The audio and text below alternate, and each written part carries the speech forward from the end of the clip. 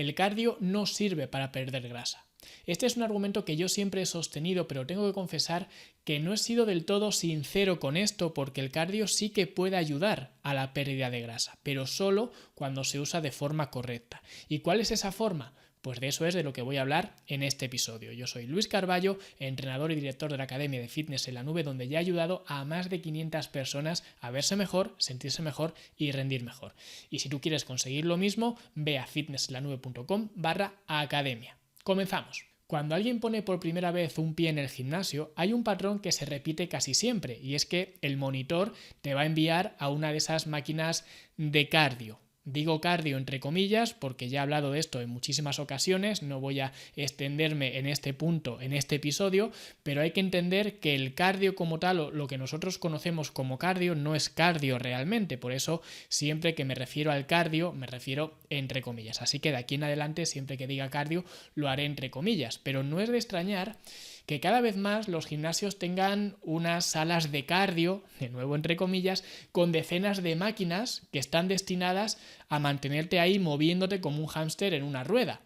¿Y sabes por qué no es extraño? No es extraño porque cada vez hay más y más personas que van al gimnasio y a esa gente la tienen que colocar en algún sitio.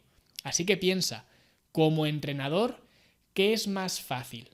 ¿Enseñarte a hacer una sentadilla o un press con mancuernas o un curl de bíceps o cualquier ejercicio realmente que tengas que aprender un patrón de movimiento nuevo, o mandarte a pedalear a una bicicleta de spinning? Pues evidentemente es más fácil esto último, por eso las zonas de cardio ocupan cada vez más espacio en los gimnasios. No es porque sea mejor para ti, es porque es mejor para el monitor, para el entrenador, y lo sé porque yo he estado ahí, yo he sido monitor. Y como monitor me era imposible ocuparme de toda la gente, así que les acababa mandando a hacer cardio. No es porque fueran a quemar más grasa, no es porque necesitaran adelgazar, no es porque fueran a mejorar su capacidad cardiovascular, es simplemente porque yo necesitaba algo de tiempo para ocuparme de otras personas, y luego cuando las otras personas se fueran a hacer cardio o se fueran a su casa y los del cardio terminaran, pues de alguna forma iba rotando entre la gente. O sea que realmente el cardio en los gimnasios es básicamente la forma que tienen los entrenadores o los monitores de comprar tiempo, o incluso la forma que tienen de evitarse dolores de cabeza, porque es muy raro que alguien se lesione pedaleando en una bici. Y no es muy habitual tampoco que alguien se lesione haciendo un curl de bíceps cuando eres un absoluto principiante. Pero bueno, es más fácil que esto pase a que te lesiones pedaleando en una bici o subiendo unas escaleras de las máquinas estas de escaleras o remando en una máquina de remo o lo que sea. Por eso realmente es mucho más fácil para un entrenador o para un monitor mandarte a hacer cardio. No es porque sea lo mejor para ti, es porque es lo mejor o lo más cómodo para esa persona. Por eso yo realmente, entre otras muchas cosas, este fue un factor que me hizo desvincularme cada vez más del trabajo presencial, porque creo que los servicios online, o al menos los servicios que yo presto online, son mucho más completos que los que puede prestar cualquier entrenador personal. Simplemente por eso, porque yo te ayudo en todo el contexto de tu vida diaria. No solamente ni siquiera en una hora de trabajo que vas al gimnasio y ni siquiera intentando aparcarte en una máquina de cardio. Por esa razón creo que mi trabajo online ayuda mucho más que el trabajo que yo hacía cuando era un trabajo presencial. En cualquier caso, esto tenemos que tenerlo en cuenta porque al final que haya tantas máquinas de cardio en los gimnasios o que el cardio esté tan extendido no significa que el cardio sea una buena herramienta para perder grasa corporal. Así como el archiconocido cardio en ayunas, porque hay mucha gente que dice, vale, el cardio no me vale de mucho, pero si lo hago en ayunas estoy potenciando sus resultados.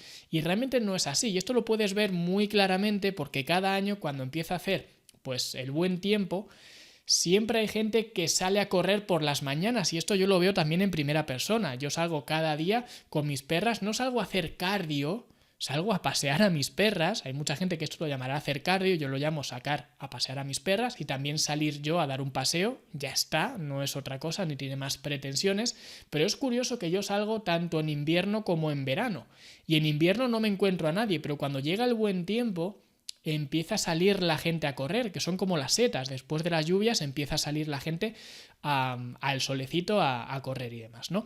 Y hubo un episodio, digamos, un tanto curioso, y es que hace unos meses, cuando estaba sacando a mis perras, me encontré a un conocido que venía corriendo en dirección contraria hacia mí.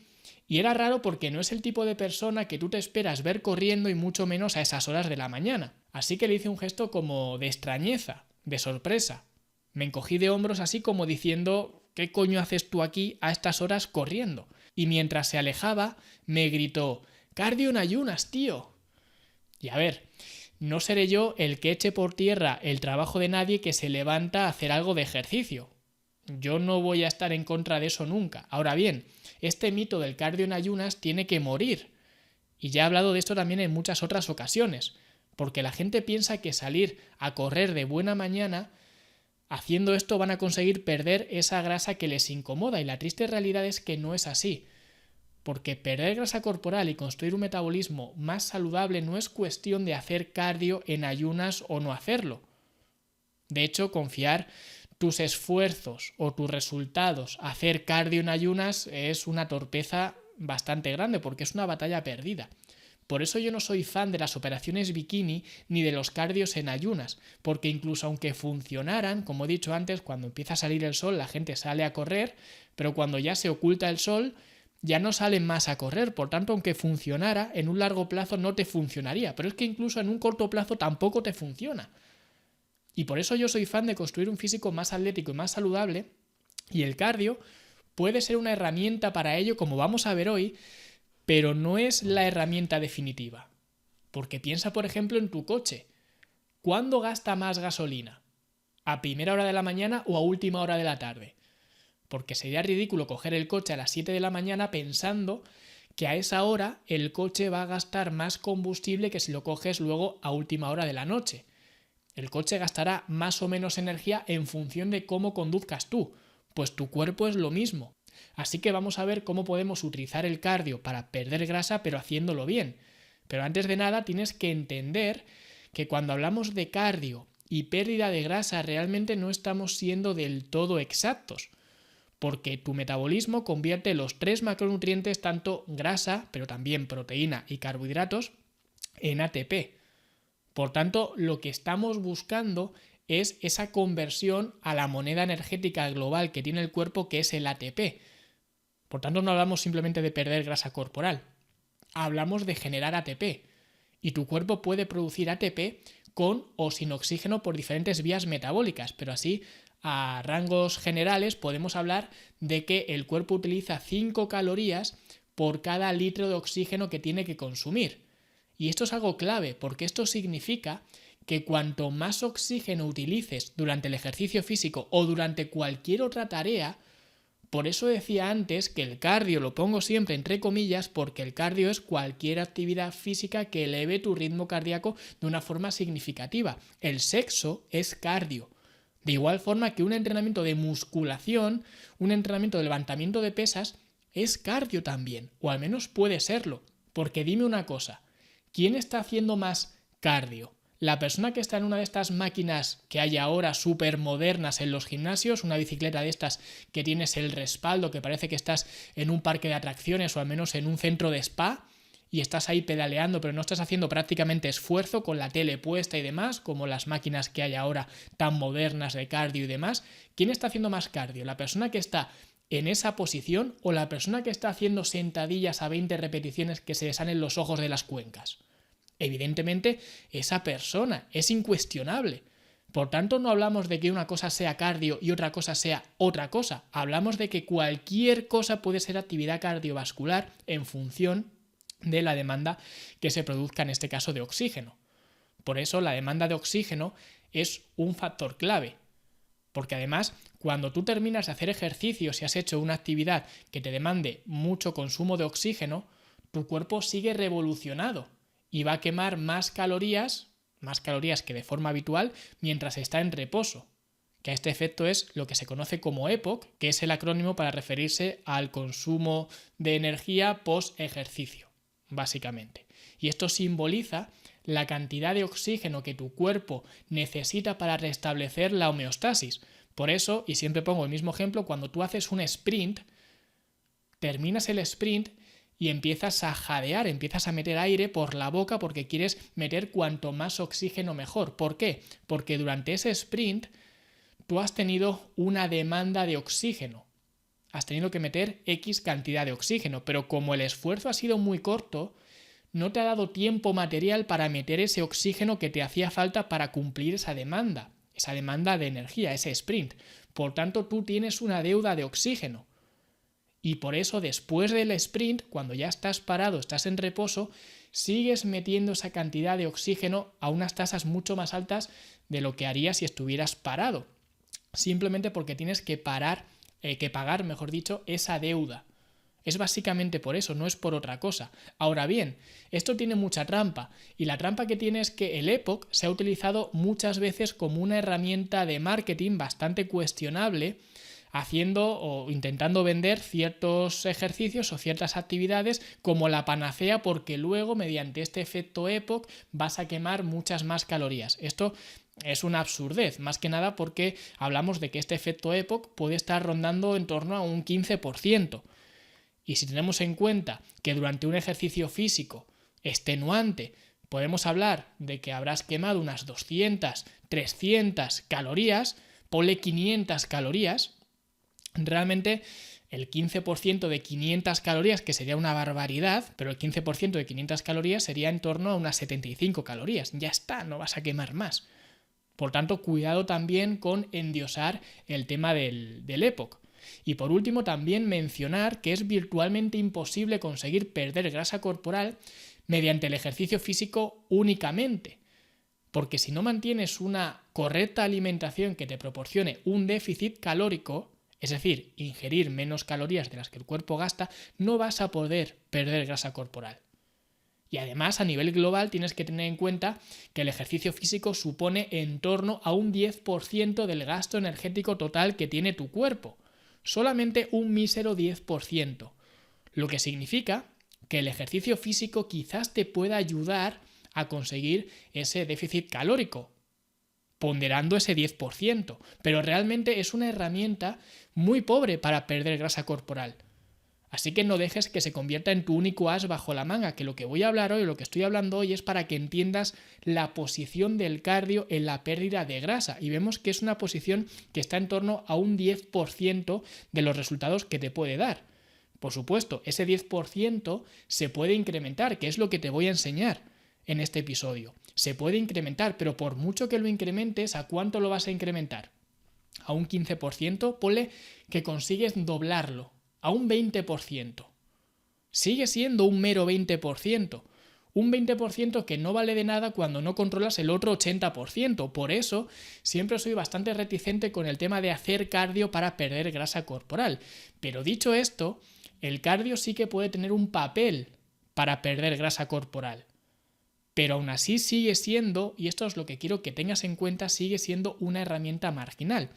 Porque si hablamos de jerarquía con respecto a la actividad física y la pérdida de grasa, tienes que entender varias cosas. Lo primero, que el número 1 para perder grasa corporal es una correcta alimentación que te permita alcanzar un déficit calórico, porque no puedes compensar una mala alimentación o una alimentación deficiente a base de ejercicio físico. Es imposible, por tanto la alimentación tiene que ser el punto número 1. Número 2, deberías aplicar entrenamientos de musculación para proteger y construir masa muscular y que puedas cuidar tu metabolismo. Esto es algo básico, porque si no, tú no puedes determinar de dónde quieres perder, que es lo que mucha gente tiene en mente. Quiero perder de aquí, ya, pero es que tú no puedes escoger de dónde pierdes. Por tanto, puesto que no puedes escoger de dónde pierdes, el entrenamiento de musculación es el lenguaje básico, es el mecanismo básico para decirle al cuerpo que no se tiene que desprender de la masa muscular.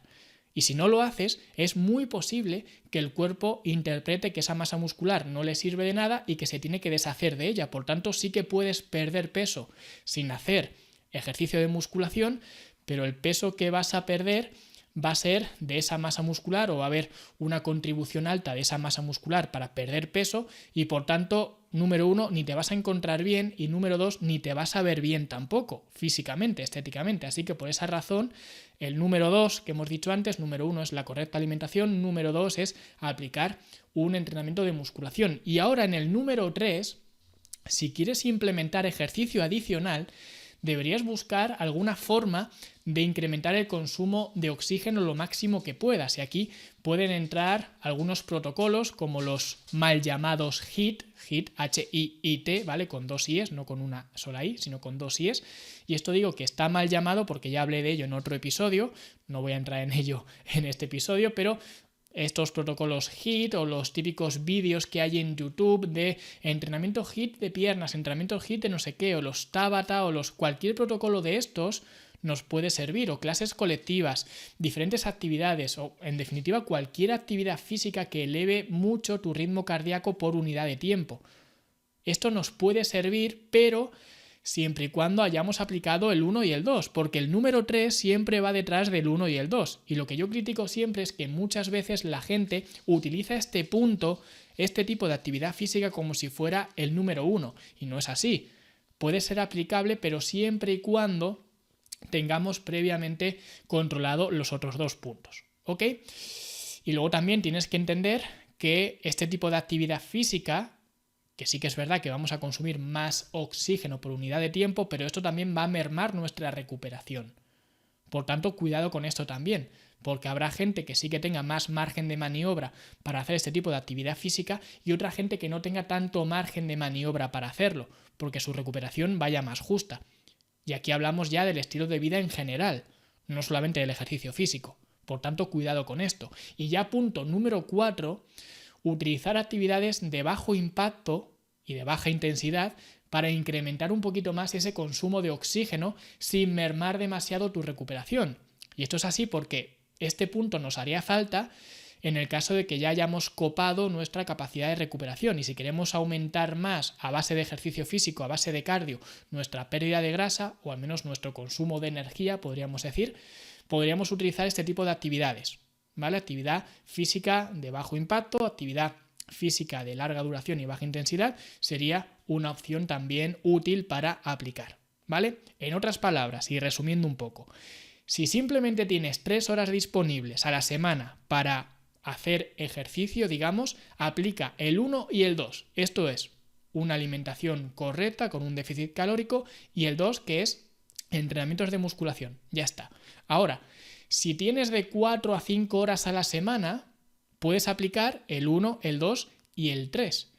Y si tienes de 6 a 8 horas de la semana, hablamos de más o menos 1 hora al día, y no tienes problemas de recuperación, puedes añadir el número 4. Ya está. Divídelo en 4. Número 1, déficit calórico. Número 2, entrenamiento de musculación.